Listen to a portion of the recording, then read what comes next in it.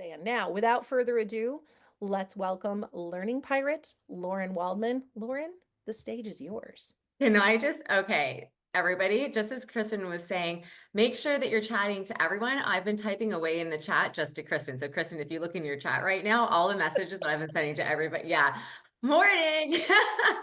There we go. There we go. Step one, follow the instructions. All right, I'm going away. Lauren, you take the stage. Okay, guys, give me a second to get my life together. I'm going to go ahead and share. I just sent a big hello to Dr. Elliot Jardin, who is one of the Learning Pirate. He is part of the board, and if you go onto the website, you'll see his gorgeous face there. Give me a moment. I'm just going to go ahead and share my screen. It's going to be awesome. I can't believe we've got Brazil, we've got Europe, we've got we've got one. Do we have more than one Canadian, just out of curiosity? There's got to be more than one, right? Oh, we're having some technical difficulties on this side. Hang on, everybody. There we go. Kristen, can you tell me if there's more than one Canadian in the house today, so I don't feel so... All right, here we go. Does everyone remember that it was an 80s theme? Are we getting our groove on here? So before we really get going, I'm just turn this volume down just a little bit. I'm going to open my chat. Hello, hi, honey. Before we get going, I think everybody who knows that first and foremost, what's important to me is science. So I know some of you had emailed me and texted me and sent me messages that you're not going to be able to stay for the duration of the session. So one thing that I would just want to bring to everyone's attention right now is this. We are going into the holiday season, and I've teamed up with the Virtual Brain Health Center to do brain healthy gifts for a cause. We're going to drop a link in the chat, or hopefully in the message that Kristen sends out to you afterwards. So if you're still doing your shopping and you're looking for gifts with the cause, we have so many of these wonderful centers that are contributing, including Learning Pirate. So if you haven't gotten, I'm wearing the sweatshirt today. It's the actually only sweatshirt that exists, but their Learning Pirate t-shirts will be up for purchase, and donations are going to the Rotman Research Institute, which is such a crazy, amazing place for me personally. And it really just contributes to the betterment of everything that we are learning about our brains. Speaking of which, in the chat, how many of you were here? Were you here? I need to know how many of you already know my secrets. So if you're in the session, can you just give me a me? Lindsay, yeah, there's links for the t-shirts. We'll get those out to them. Okay. Sharon was working the stand. Okay, so those of you who are live at DevLearn, if you know my secrets, I'm gonna ask you to sort of listen to my cues for you directly, so that you know when you should give the answers right away and when you shouldn't ruin it for everybody else. For those of you who don't know me, I am a learning scientist. I know most people know me as the pirate. That's me, as the little bit of the disruptor and whatnot in the industry, but triple certified in neuroscience, going for my fourth right now with my board of advisors who support me, Dr. Elliot Jardin, who has jumped on to watch me today, and you know, Elliot, chime in whenever you'd like, you're welcome to. But that's me in a nutshell, combined with, oh gosh, going on, I don't want to say 20 years because it makes me sound old, but it's 20 years of L&D experience as a learning scientist and a learning designer. This is what it takes, people, to get to this point in life and in science. It takes a lot of ugly. So when we think that learning should be easy and engaging and fun and all of those things, maybe it should be, but it's hard. It's incredibly hard. Now, we don't have a lot of time together, and it's never going to be enough to teach you everything about the brain and learning science and learning design. So I'm going to go quiet just for a moment so you can read the screen.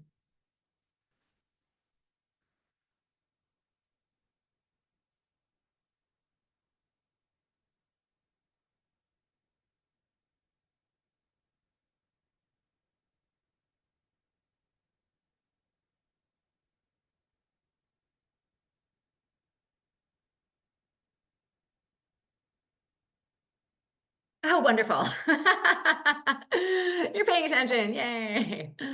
So, as a learning scientist, as a scientific learning designer, I have done a significant amount, especially this last year. I think we're sort of hitting a tipping point right now of what people are looking at when they're seeing their learning design. So I've audited a significant amount of online learning, of in-person facilitation, workbooks, you name it. I've looked at it, and I asked this question when we were live, but if I'm going to ask all of you right now and just blow up the chat, how many of these learning designs do you think are actually designed to help someone's brain create a memory?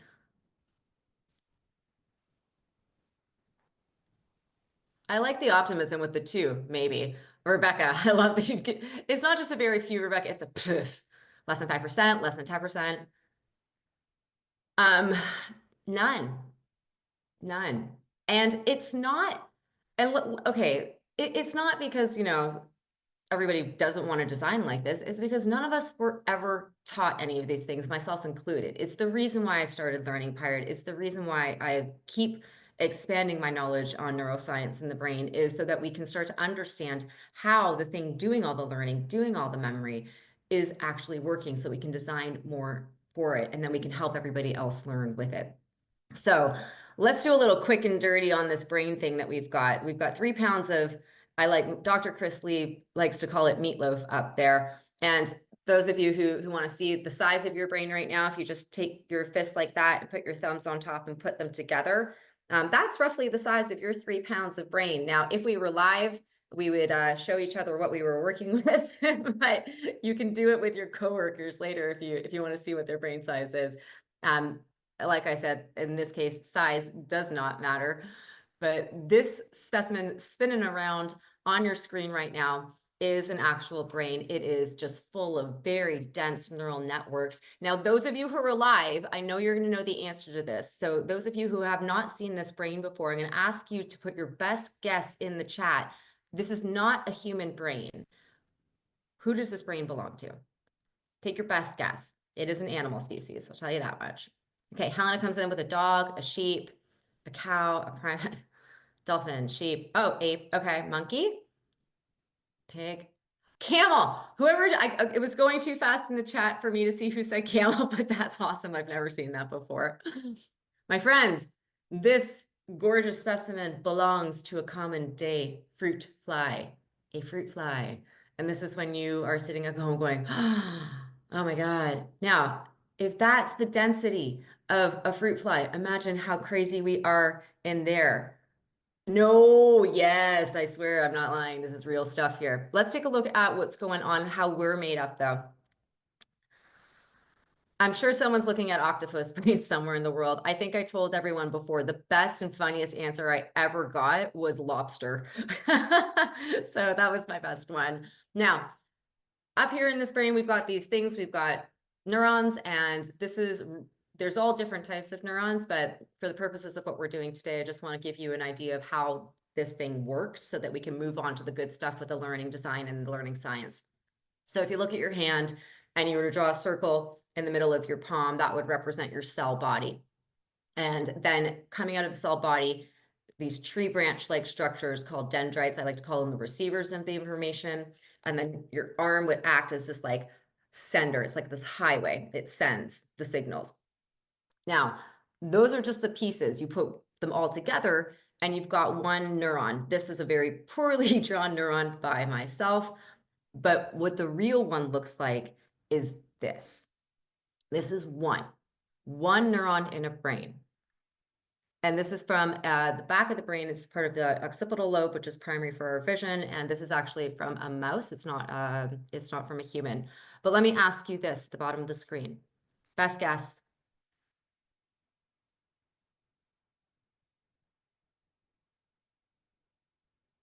How many? 3 million, 1.3 billion, millions, millions, trillions, thousands, billions, 100 million. Okay. Robert, that was a very, very specific number. You would do great on the prices, right? Okay, so we've got 83 billion of these things up here in our ding dongs. Now, 83 billion. I don't have 83 billion of anything, but the cool thing about these is that we grow them. So check this out.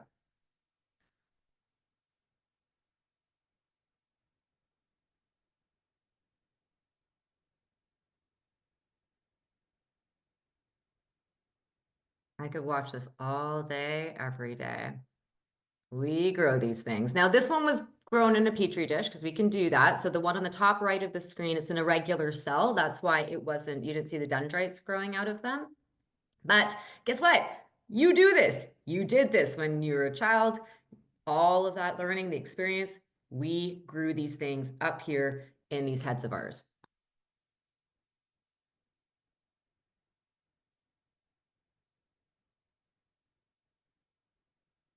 Okay. So most of you think that this is pretty amazing. Just wait, I've got more for you. Now, 83 billion of those cells, and yet look at all of those dots. Now, these are real cells as well. These are obviously been zoomed in quite a bit. You see all those dots. You see on the blue neuron, you've got sort of the yellow dots and the green ones.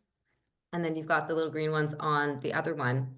Those are our synapses, some synapses. Now, most communication between those cells are happening at these structures. And it's their ability to change. It's their ability to change that is central to all learning and behavioral modification. Now, this is really important for us to sort of like absorb at this point, because I think in our field, especially in learning, we hear a lot about psychology, about the mind and how the mind changes. But really, the underpinning of the mind is the brain, which is why we really need to be talking a lot more about it at this point. So it's in this area here, at this level of the synapses, the neurons, and the networks, as we're going to see, this is really what helps us to modify ourselves. Now, we have billions of those neurons. We have trillions of these synapses, trillions. Like, how are we not impressed with ourselves? I'm incredibly impressed with ourselves. All right, I'm going to go quiet.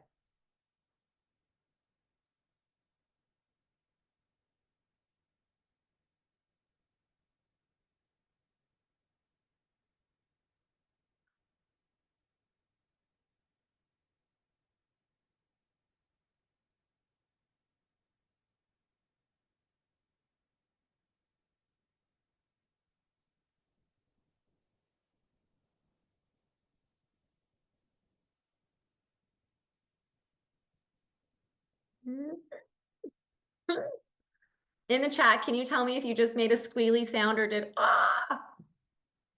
Now, if you were scared, someone said woof. Okay, we got a squeak. Anyone afraid of dogs? Did anyone just like, was there any ah? I might have barked. It's okay. No shame there.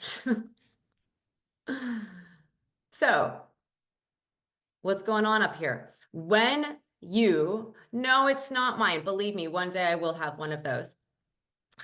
When you took that nice big breath in, the part of your brain lower in the brainstem, what you're looking at circling around on the screen right now, it's actually called the medulla oblongata. Don't worry about scientific terms.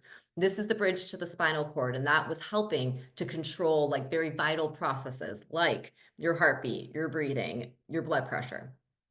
And then I asked you to go ahead and clap your hands.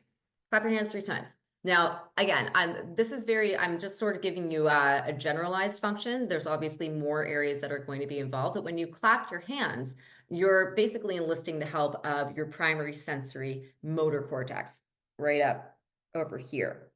And then another part called the cerebellum, which is kind of those 2 nice big balls right at the back of your head there. And that's basically for your fine-tuning movement. So when you're typing, your cerebellum is helping to fine-tune those movements. When you're clapping, if you use chopsticks, that's actually a really good one. And I once heard someone say that when you're a little bit tipsy and you're getting your dance moves on, this is what's helping you stay upright. So these parts of the brain were activated when you were clapping your hands.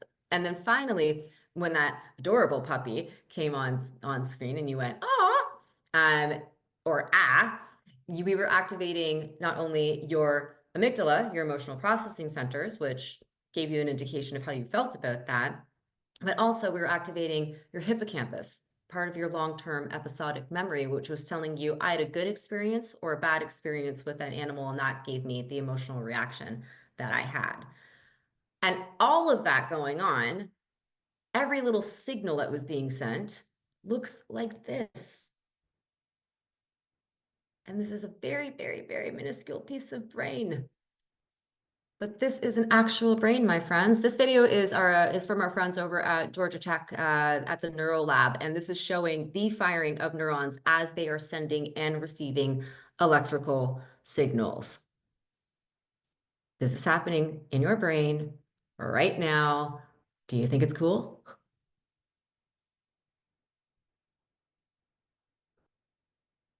Absolutely. It's uber cool. It's so cool. We are a universe of amazing things happening up here that we can't see. Festive. Natalie, okay, this is kind of festive, but here's the festive one for you. So in the chat, this is a real image. This is fMRI. This is a technique based on fluctuations of blood and oxygen levels that show us which areas of the brain are active based on blood and oxygen levels. In the chat, now this person was in the scanner. Take your best guess. What were they doing? They were being scanned. What were they doing? Running, listening to music, talking, sleeping, singing. Okay, a lot of you think that they were sleeping. They were doing, okay, one person I saw it come in. They were doing nothing. They were doing nothing. They were waiting this is the rest, what we call the resting state. So before they're given a task, this is the sort of that like baseline resting state. So imagine if this is the brain doing nothing, think about how much your brain is lit up right now as you're listening to me, as you're watching the screen. There could be text coming up. You probably have your Amazon shopping cart open right now, as shopping still, emails, texts, all the things. It's okay, Robbie. It's okay if you have your Amazon cart open. But this is what happens when we're just doing nothing. So imagine when we are learning, how much activity is going up there.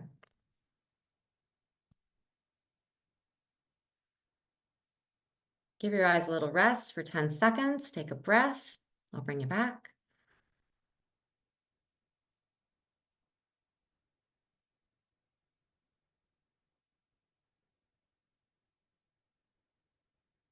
All right, go ahead and open those eyes. Nice to take a pause, isn't it? Rest the eyes for a moment. Now, you just saw a ton of activity going on in the brain, right? So how then does this make sense? What you're seeing on the screen right now is just a rotating image of the two hemispheres. Now, there is a long-standing myth in our industry about those right-sided, left-sided brains, and I'm telling you, it's a big myth. Now, what you see here, what I'm circling here, it's called the corpus callosum, and it is like the bridge and highway of fibers that connects the two hemispheres. Now, this image, 2013 study out of the University of Utah, they scanned, I think it was 1,000, they scanned 1,000 brains. They took images, and the ages were between 7 and 29. And they divided the areas of the brain into 7,000 regions to determine whether or not one side of the brain was more active or connected than the other side. There was no sideness. This whole left side, right side thing, it's not a thing. So there's your proof, there's your evidence. And it's just one of the myths that we got to kill. So myths, behaviors, and habits. Let's take a look at, this is the way that most of us would have, grown up in the education system. Like if you look at the classroom settings, were you in classrooms like that in school? Were you in like elementary school classrooms? And then the last image you see there is like we're at a typical conference, or maybe you're like in-house training. This is how we have been educated in the classroom. And it's because of our very particular behaviors and habits that have existed for so long that we have kept the process of learning, and for our sakes in the industry, learning design, the same.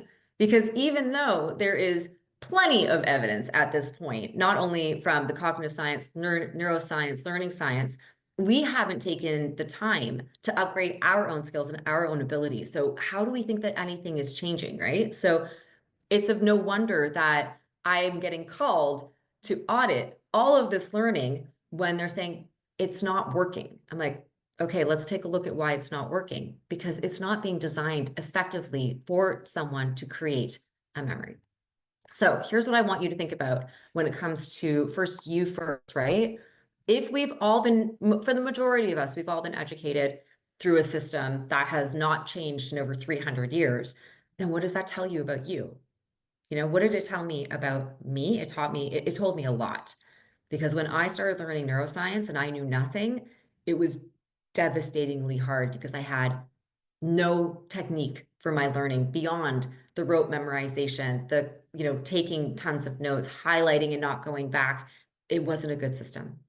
Now think about, what does that mean for everybody else, the hundreds of people, if not thousands of people that some of us learning designers are responsible for creating learning for, and then how we're designing for it. So take a look at this, because this is how I see learning and learning design. This is what I am designing for. Learning isn't about just the engagement of the content. Learning is about this creation. It's about the movement. It's about the changing and remapping these networks, creating new pathways in response to the new stimuli, our learning designs. And that's obviously through practice and repetition. I'm going to go quiet just for a moment so you can observe this. And it stops the second I said that. I just want to play this for a few more seconds. I really want you to understand. And you can look at the time scale below, right? This is happening over the course of a very long time. And I'll share with you in a moment. I'll show you this again, but take a look. This is how our brains change. Oof.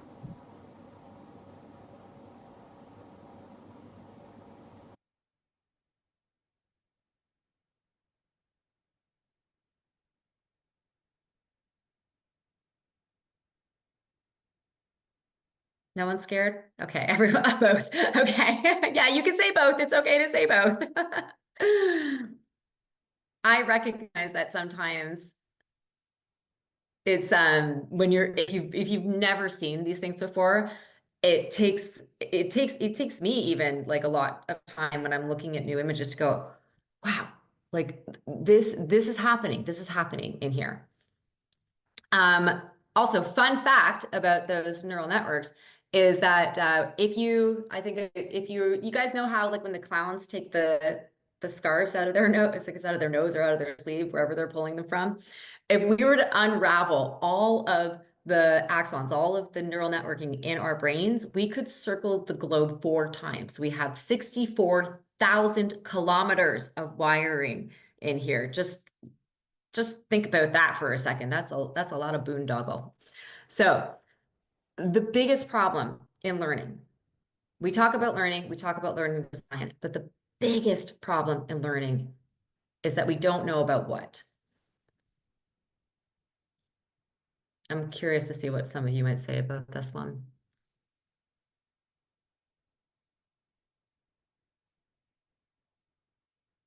The psych. Right. How learning happens for information. Yeah, you guys most of you got it.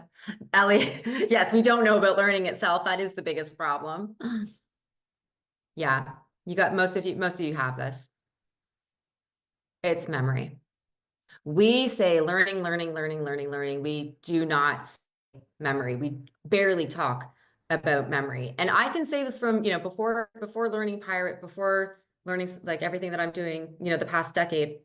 I was one of you. I was a CLO. I was an instructional designer. I was a teacher. I didn't even think about any of this. Now, let's talk about memory then, because it's incredibly important. So memory formation, learning is the process. And while we're learning, we are starting the encoding process. And this is happening while we are awake. Why is it so important that we space out our learning over time? It's because the consolidation process is happening while we are in deep rest or sleeping. So when you look at the first image, A, the blue area down there, that's the hippocampus. Now, hippocampus is long-term memory storage. Primarily, we've got a lot of episodic memory happening in there. But when you have a new experience, the memory of it is stored in different parts of the brain. In the neocortex, you can see that in the red, all the red dots, and in the hippocampus. Now, during sleep, when the hippocampus is going to replay the memory patterns. And so eventually, when we practice, when we rehearse, the trace, as we call it, is no longer needed because those repetitive patterns we can now do. So what's happening then is those connected areas in the neocortex are getting stronger. The synapses, everything's becoming stronger and strengthening the memory itself. Which is why, guess what, guys? What is it? The 1 hour online e-learning module with like the 3 multiple choice questions at the end ain't gonna cut it, right? Spending 8 hours at a conference or a workshop, that's gonna do your head in as well. So let's go back to this image, this real image of a brain that was learning. And you can see the time marker, it's at 57 hours right now. This brain was learning what's called progressive muscle relaxation. So the training was given in order to help train the brain to relax muscles. The person was learning willfully. So think about the time scale here and how much change is happening. This, to me, is how I see learning. When I'm designing learning now, this is the process that I am designing for. Here's the problem. We never reactivate the trace.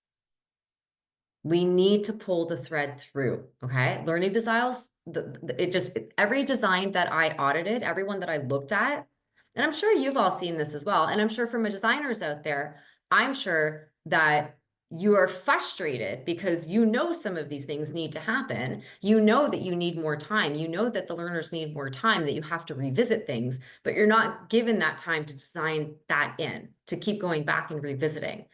But the learning design is always going to fail if we're not reactivating the trace in the design itself to help somebody. Or the thing that we don't have control over, unfortunately, is we don't know what happens when someone leaves our classroom, when they leave the online, portion of what they're doing. We have no idea. So we're owning it to them. But the problem also is that not us as the learning designers, but most people have never learned new learning methodologies and how to learn better, because of everything we talked about with our behaviors and habits. So it's not just us as the instructional designers of the learning and development team. We need to educate everybody on how to learn better so that when they see our amazing new learning designs, they recognize that it's working with their brains and they'll know how to work with them as well. So take it in for a moment. I know I'm hitting you with a lot. Oh, Lydia, I gotta preach. Woo! Yes. I know that what I'm saying is this. We all know this. We're always fighting for 2 things in our industry, and that's time and money. But in our case, when we really, really want to help someone create that memory, we got to be fighting for time. In our designs, we have to be fighting for time. All right.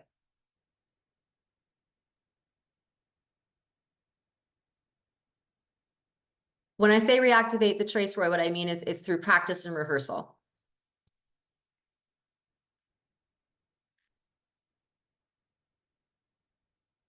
Oh, see, you guys didn't wait for the instructions. There we go. All right, so how did you know? Okay, so some of you have already written in the word, it was neuron. For those of you who wrote the word in neuron, how did you know that was the word? Ding dong. Here we go. Rebecca jumped in right away. You were primed. So this is something that you can put into your designs. I encourage, there are so many amazing ways that you can prime the brain and the ways that you can insert them into your designs. This is a very basic procedure in priming. So it's priming and testing. So with when scientists and researchers are doing memory research, this basically what they'll do is they'll show a person a word or a picture. It's called like the study word, the study picture. And then later they're going to ask them to do a completion task like this, like a fill in the blanks type thing. So the fragments can be completed of the word or the picture. Now, most people will be able to do this. They'll be able to recognize if they saw something in the study phase. And if they do, that indicates that there was memory for that information. These are very simple things that you can insert into your designs that don't take much effort, but that will also help the person to recognize, am I starting to create a memory for this? Or am I just kind of like mildly recognizing it? And obviously, we don't want to just put this in once. We want to put it in multiple times. I don't know what kind of content you guys are working with on your side of the screen, like with your organizations. So you'll have to choose whether or not, if it's something like a process or a procedure, it might be really good. If there's new terminology, it might be really good to use completion tasks like this. Now, again, very simply, it's a priming test. Show a word or a picture, or you can even use a phrase as well. And then later, ask them to complete it. So later, we don't mean like 2 slides later. We mean like give some space. Give it some space. Greg, I don't have the answer to this. My assumption, depending on the severity of the dyslexia, would be no, not with the words. But I would have to look into this. That's a great question. And I got to say, Greg, it's one of the challenges that we have and that I've discussed at length with my board members is there's so many types of neurodivergence that it's almost impossible for us as the instructional designers, as the learning teams, to be able to cater to everyone. It is very hard. Oops. So when you are designing, I want you to start to take in these sort of concepts, these ideas. When we're creating the trace, I want you to start thinking, where, when, how will the memories of the learning need to be transferred? Where, when, and how will the memories need to be transferred? We don't always have the liberty. You know, if someone's sitting behind a screen and they're doing e-learning, but then the memory is going to need to be used and transferred, like what are those things called? A warehouse, like a massive warehouse. I've designed training for massive supervisors for warehouses and like TJ Maxx and all the retail stores. And they are massive, massive facilities, like football fields long facilities. Now, I can't necessarily be there on the floor, but I'm taking that into consideration of where they're going to be transferring this knowledge and this skill and thinking, how can I help that when I'm starting the design? Then strengthen, okay? So that's the repetition. Where are you going to be able to insert more practice, more rehearsal? And what we're really after is retrieval, is how can we help somebody's brain pull forward a memory and strengthen it at the same time? If you're only visiting it once, like most of the designs I looked at was, you're relying on the person on the other side of the screen to keep going back, but we can design that in. We can design in the go back, so that we're not necessarily relying on them to do it, because we all know that there's a lot of e-learning that's just designed for people to sit at their desk and do that, like click, click, click, click, click, click, click, just to get through it. Amy, I just saw your thing. Would gamification help with this? Gamification would help if there's not too much novelty in there. If they're only seeking reward, and if it's not revisited in a way that they're not always getting a reward, because once we put in too much reward, that's what the brain is seeking and is kind of going to bypass the actual focus needed for learning. So we've got the creating the trace. I want you to think of the where, when, and how. The strengthening. How do we rehearse, revisit, and repractice, and like actually bring forward the memory again, but through retrieval. And the last part here is, and this is the kicker one, you guys, the reactivation. So this is when we never get budget and we never get time to actually measure the learning. So we're going to have to find very creative ways to design in to see, are they accurate, and are they being transferred correctly? Now, the transferred correctly is going to be through feedback, through mentors, whatever the environment is. I don't know everything that you guys are designing for, but take those things into consideration. Is how are you going to measure if they're off the screen, or if they're out of the classroom? How are they going to measure if it's being transferred correctly? Because I know some of you work in like high stake environments where it could be very detrimental to the business and to the human if it's not being transferred correctly. So things for you to think about as you're going through the design and you're thinking about memory. If you have emojis available to you, I'm going to take a sip of my water.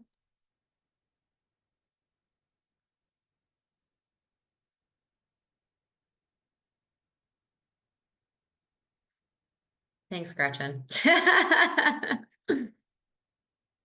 Okay. Thank you.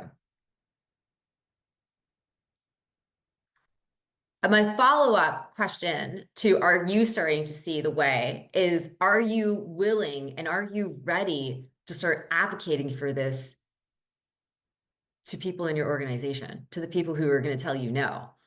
That's the real question, right? We know, everyone who here, we all know that this needs to be done. Now we just need to convince everybody else that it needs to be done. Everyone who's going to come back to you and says, but it's not working, or how did you measure that through engagement, or all of that, it's got to go. It's time. It's really, really time to stop, because Christine just put the insanity emoji in there. And that's pretty much what we're going to be dealing with if we keep designing the way that we're designing. All right.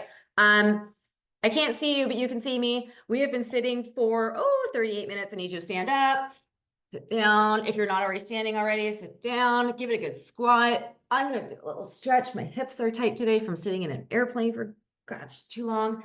More importantly, I need the blood back up here. We need the blood back up in the brain.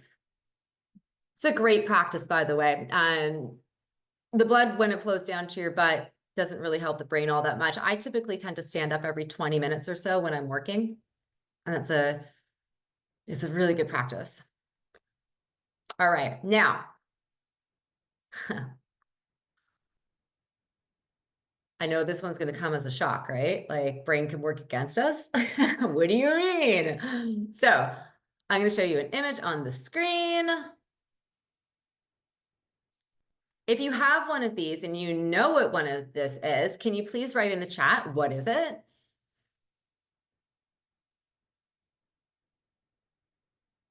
Smartphone, iPhone, Pocket Google, torture device, shell, distraction. Okay,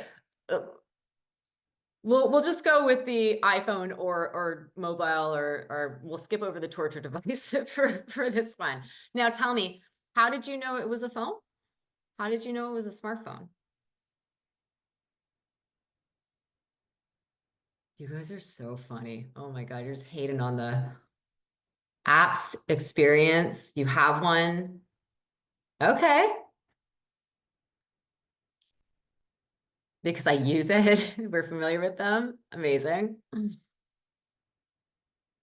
Now, when I use this image, it becomes a little bit more challenging. Now, how did you actually know this? It's because of this thing called a schema. Now, if I would have brought up the picture of that adorable little puppy from before, and I said, well, how did you know it was a puppy? How did you know it was a dog? You probably would have come up with things like, it's got fur, it goes woof, it has a tail, it has 4 legs. Not all animals have 4 legs. We love our 3-legged friends.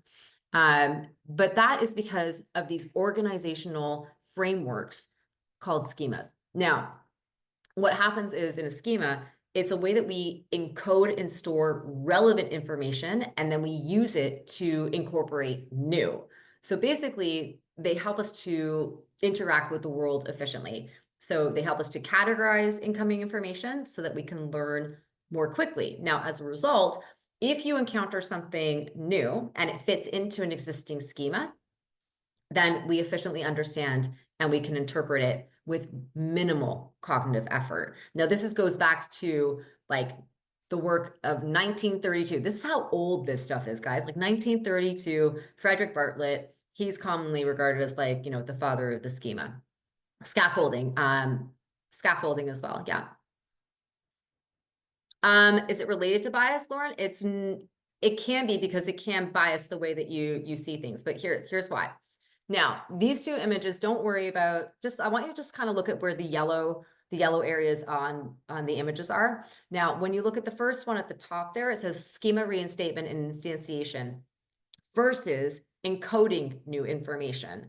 So what you see is, obviously, there's different areas of the brain. So now this is going to have a massive implication when we are learning for ourselves, but when we are designing. And it's so important for us to know about this, because this is what can help. This can actually work against us in the design, and here's why.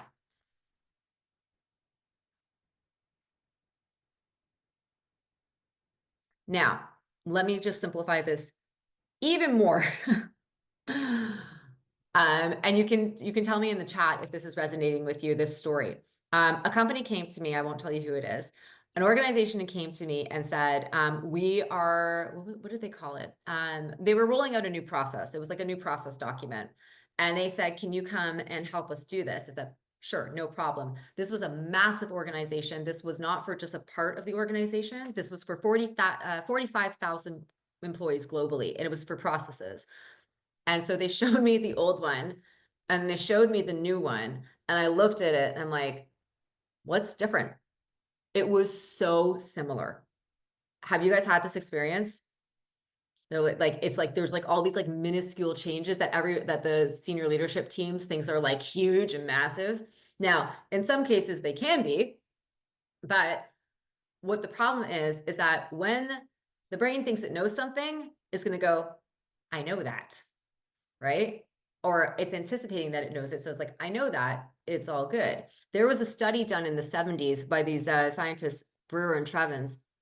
And what they did is they had this experiment where they took these students and they said that they were participating in a study. And before it started, they put them in a waiting room, which was an office, just like your typical office. But that was the experiment. Them going into the office was the experiment. And when they came out of that office, they were only in there for like less than a minute. They said, what do you remember seeing in that office? So they started listing off things. Some of those things were there, but some of those things were not there. It's because they're like, oh, I know it's in an office. There's a book, there's a window. There was no window in that office. So the brain can work against us. Now you can put your answer in the chat. We got a little pop quiz here. At what stage in the design process do we need to take into consideration somebody's schemas? Here are your options.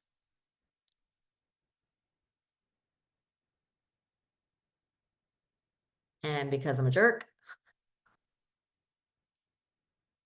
Okay, so some of you, sorry guys. All of them, it's all of them. We got to do during the analysis, when we're choosing the content, when we're choosing the context, it is all important for us to think. And I think about this a lot, right? Because if someone's been in an even if someone, let's two scenarios. Someone's been in an organization for like a really long time. Yes, Lindsay, and when we deliver. When someone's been in an organization for a long time, they're going to know how to do things the way that they know how to do things. That was like those, you know, a population of that 45,000 employees going, I know this, I don't need to, I'm not going to see the difference. We need to help them see the difference.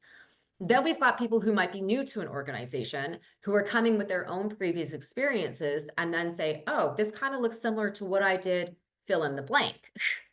So now we're working against their previous knowledge, which could be, you know, maybe they worked in a hotel and like, oh, I know where everything is in the hotel, the laundry, the dining room, all of that, but they don't. It's a whole new setup. So anyways, the point is we have to think about these things at every stage. How is that brain of those other humans going to work with us? How's it going to work against us? So when you're designing, here's what's critical. I want you to start thinking about this. Are you extending? Like I had to. Are you extending upon something? So someone mentioned scaffolding. This is kind of where the scaffolding comes in. Are you extending? Are you building upon that new skill, a process, or a piece of knowledge? Cool. Here's the hard one. Are you competing against it? Because there is something very similar.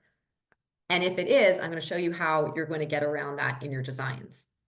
Or, which also, all of these things take time. You saw the brain. Are we building an entire new one? And that's going to take time as well. So you guys identified this as your phone. Back in the 80s, this was one of those. And just for perspective, I think this was the 80s as well, but I think these phones came in around maybe the 60s or the 70s. Like, this is like grandma's phone. You could walk around the whole kitchen like this. We've got multiple generations in the workforce right now who have schemas for things that did a lot different. things look a lot different to them. So we have to figure out, how do we help that brain identify what could potentially be different? So here's what I want you to do. Wherever you are right now, if you're at the office, you're in a coffee shop, wherever you are right now, I want you to look for the nearest room, exit in the room, and I want you to type "found it" when you see it. Could be a window. Awesome. Okay, most of you found the exit in the room. Wonderful. What did we do to your brains right there? We activated the dorsal attentional network. Well done, you found it. Now, don't worry about the images. I just like you to see that we are still working with the brain. But this particular, this particular area of the, attentional network is helping you to do goal-directed aspects of attention. So think of like, where's Wally or where's Waldo?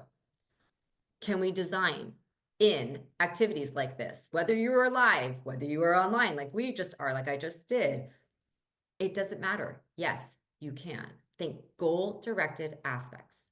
What can you design, like a Where's Waldo type, into your designs to help direct this attentional network? Take a breath. You can close your eyes for a moment if you want.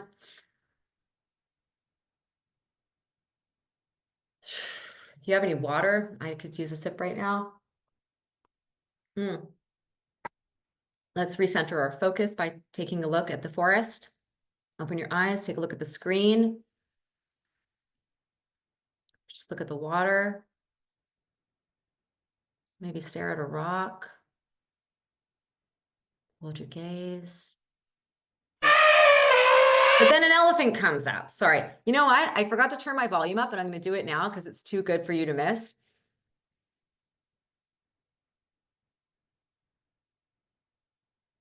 I missed the dramatic effect, but I had to get it on the second round. Okay. So activated your VAN, your ventral attentional network. Now, what this is helping you with, if something shifts in the environment or grabs your attention suddenly. Someone was asking about big gamification before. So that's not, now we're going into the world of novelty. Now, if something catches your attention or we add elements of surprise or novelty, that is going to help activate this attentional network and shift the focus. So even think about if you're out for dinner or you're sitting in your home and you hear like a siren, or just something really random happens that catches your attention. That is this network going, right? Shift. We can use in our designs we can use elements of surprise. We can use novelty to help shift the attention to focus. You cannot, however, do that over and over and over again, because then the brain is going to anticipate it, is going to look for it. So please, when you are designing, I know we want it to be fun and engaging, but we don't want it to be overly fun and engaging, because then we're taking away the attention to focus on the learning itself. So remember this. Attention is your mechanism to focus. There are multiple attentional networks in the brain, and they're going to help guide the brain to focus, but they are your mechanism to focus. For yourself at home, if you have a hard time like staying focused, like a lot of us do, I guaranteed you, if I asked you all right now to take a screenshot of like your screens right now and put it up, there'd be multiple tabs open on there. So, oh, hi, Zach. Say hi to Zach, everyone. So just remember, attention is your mechanism to focus, and we can design for it. We absolutely can design for it. So when we translate attention into when we're translating attention and focus into design, again, I'm just showing you these so that you see the fancy brain areas, but we can use novelty and surprise, elephants, sounds. We can use the scanning and the searching. So then we're using an orientating network. So that could be your Where's Waldo. There's other things that you can do. So do you guys remember when we were kids, we used to do the word searches? I used to do so many word searches in elementary school. That was a good activity. And then you can do error detection. I love embedding errors into my designs because it will grab the attention. And if it doesn't grab the attention, then let's say I put in an error into an e-learning design, like one of the screens, I put like a massive error, and then I go 2 screens ahead, and then I'm going to ask that person, there was a big mistake 2 screens before. Did you catch it? And maybe they go back because they didn't. But if you were to put up that same whatever it was that you designed in there, like the next day or like a few sections down, they will pay more attention to it now because they've made the mistake. It's similar to when we were learning as kids. I'm sure we made like really big mistakes when we were kids. I lit my, what was it called? I was trying to make pancakes once when I was a child, and I had the, what's it called? Just a rag too close to the stove and I lit on fire. Never did that again. So we do remember from our mistakes, errors, embed them in. So when you design, you can guide the attention with color. I've been using one color this whole presentation to help guide your attention. In the chat, what color is it, please? Yes, green, exactly. You can use sounds, you can use pictures, elements of surprise like the elephant, focus tasks like where's Waldo. You can use all of these things. You can use the priming and the priming and the testing effect, but please, please, please, don't use them all at the same time. Please don't use them all at the same time. You got to be very strategic and intentional when you're designing like this. And does it take a little bit longer? It does. Does it take more of your own cognitive effort? It does. Does it produce better results? It does. So I'm going to leave it there because there was no way there was time.